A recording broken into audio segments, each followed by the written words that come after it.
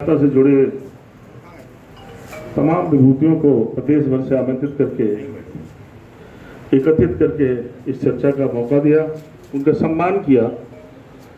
मैं इसके लिए भाई सूरज सिंह जी को हृदय से धन्यवाद देता हूँ। संचालक जी से लेकर सभी साथियों को भी हृदय से धन्यवाद, जिन्होंने इसमें रुचि दिखाई और इस कार्यक्रम को सफल बनाने का हिस्सा बने।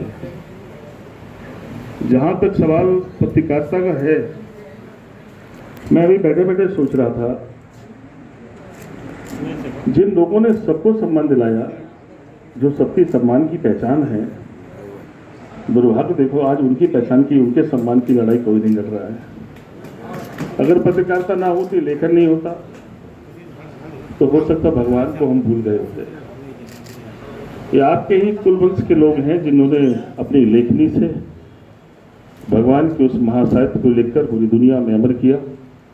पितरी तुलसीदास जी ना होते तो हो सकता कहीं भगवान राम को ना भूल गए होते। अगर वेदव्यास जी ना होते तो हम हो सकता भगवान कृष्ण को भूल गए होते। अगर पत्रकार नहीं होते तो हो सकता अभी 100-200 साल और गुलामी के हमें काटने होते। अपनी जान जोखिम में डालकर लेखनी को अमर कर लोगों ने कहा सत्य अमर है और लेखन तो अजर अमर है। आपने लिख दिया, आप भाग नहीं सकते उससे। और उस जमाने में लिख दिया उनके खिलाफ, जिस जमाने में उनके खिलाफ लिखने वालों को यही नहीं पता था कि अगले दिन जीवन होगा कि नहीं होगा, कोई न्याय करेगा कि नहीं करेगा। एक ऐसी श्रृंखला से जुड़े लोग जो सबको सम्मान की वजह बने हो, आजादी की वजह बने हो। क्या वो वजह बन गई, क्या वो कारण बन गए, कैसे उनकी अनदेखी हो गई, जिन्होंने कल भी सबको सम्मान दिलाया था, मौका दिया था, आज भी सबकी सम्मान की वजह है, आज भी न्याय की वजह पत्रकारिता है। कहते किसी लोकतंत्र में अगर किसी चीजों को हम आंकते हैं, किसी से आखिरी उम्मीद रखते हैं, तो आखिरी उम्मीद कहीं ना कहीं पत्रकारिता पे आज भी टिकती है मेरी आदमी की। राजतंत्र में भी था, लोकतंत्र में भी है। लेकिन एक विचार जरूर मेरे मन में बैठे बैठे भी आया कि वो क्या वजह रही कि जब संविधान सभा लिखी जाने वाली 300 सदस्य टीम, वो लोग जो देश के निर्माण में बड़ी योगदान रखने वाले थे, ज्ञाता थे, जानकार थे, और प्रारूप तैयार करके अम्बेडकर साहब ने जब संविधान की रचना की, तो मैं कह सकता हूं कि जब सब वर्गों का ध्यान रखे ही समायोजन था, तो ये कैसे भूल हो गई कि पत्रकारिता एक ऐसा व्यवस्था का पाठ जो सबको व्यवस्थित करने की जिम्मेदारी निभा रहा हो, उसके पात्रता पे ध्यान क्यों नहीं गया। अभी हमारे एक पत्रकार साथी बोल रहे थे कि व्यवस्था तो देखो आप, न्यायपालिका बनी, अगर एक बार आप किसी न्यायपालिका से जुड़ गए, सेवा में चले गए, तो जब तक जिंदा हैं तब तक न्यायाधीश रहे न रहे, पर व्यवस्था पीछे रहती है कि घर के साथ न्याय कर सको आप। कार्यपालिका में भी है, एक बार छोटी सी सर्विस से बड़ी सर्विस तक पहुंच जाओ, इंतजाम पूरा है। विधायिका में तो व्यवस्था है ही, एक बार जीत जाओ, धोखे से जीत जाओ चाहे, लेकिन जब तक जिंदा हो घर वालों का इंतजाम है। पर जो सबको न्याय दिला रहे थे, उनके साथ कोई इंतजाम नहीं।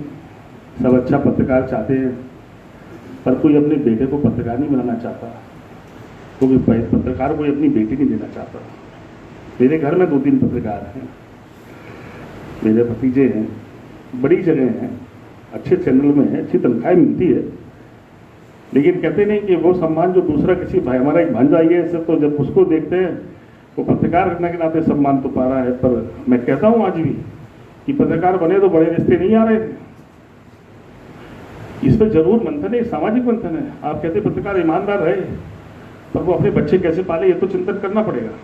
ये तो व्यवस्था बनाने वालों को जिम्मेदारी निभानी पड़ेगी। ये लड़ाई इनकी नहीं है, लड़ाई सबकी है। सबको न्याय कैसे मिले, इसके लिए सबको उनके साथ खड़ा होना पड़ेगा। जो सबकी जिम्मेदारियां निभाए और अपने परिवार में पहुंचकर उसके साथ न्याय ना हो, वो न्याय ना कर सके अपने परिवार के साथ, ये भी तो अन्याय है। मैं आपके साथ खड़ा हूँ, जैसा भी हूँ, जैसे जिस जगह हूँ। मैंने पहले भी कोशिश की है, लेकिन मैं कहता हूँ कि लड़ाई कई चरणों में लड़ी जाती है। जिनने सबकी लड़ाई लड़ी हो, उस लड़ाई का हिस्सा हम लोग बनेंगे। जो लोग सरकार में हैं, सरकार बनाने वाले पत्रकार हैं, सरकारों की वजह से ही सरकारें बनती बिगड़ती हैं, मैं कह सकता हूँ बहुत बड़ा हिस्सा, और आज तो बहुत बड़ा हिस्सा बन गया। हम ये भी देख रहे हैं कि उस लेखनी में एक चीज़ और बदली है, तो जो असली लिखने वाला है उस पर साधन नहीं है। जो असली लिखने वाला है, इतने दिनों तक हम उनको साधन का इंतजाम भी नहीं कर पाए। हमें तो खुद अपने आप में इस बात का अफसोस है कि 10 साल एमएलए रहने का मौका मिला, और ये बात बुद्धि से क्यों नहीं उठा पाया। अगर भगवान ने अच्छी बार मौका दिया तो पूरी ताकत से उठाने की कोशिश करूँगा, और नहीं मौका मिला तो बाहर लड़ूंगा आपके साथ। ये लड़ाई बड़ी है और न्याय की है, क्योंकि जिससे आप सबको न्याय कर सको, आप सबको न्याय दिला सको, आप जिम्मेदारी अपनी निभा सको, उसके लिए हम लोग जिस काबिल भी हैं आपके साथ खड़े होंगे। सबकी अपनी जिम्मेदारियां हैं। कुछ हमारे साथी सहयोगी बैठे लोगों में बहुत सारे लोग विभिन्न तरह से जुड़े होंगे। जो जहाँ जगह है मैं उससे प्रार्थना करूँगा कि वो अपनी थोड़ी सी जिम्मेदारी निभाकर अपनी अपनी जगह कोशिश करेंगे। सड़क पर हम आपके साथ होंगे। बहुत बहुत धन्यवाद। जय हिंद। संवेदनाओं का और आप निश्चित तौर पे हम लोगों के प्रति आपके हृदय में जो सम्मान है वो हर व्यक्ति व्यक्तिगत तौर पर जानता है। और रही बात चुनाव के जीतने हारने की, ये अलग बात है, लेकिन पत्रकार साथियों के आपके परिणाम पर निश्चित तौर पे व्यक्तिगत दुख हुआ था। खैर वो तो जनता के हाथ में था।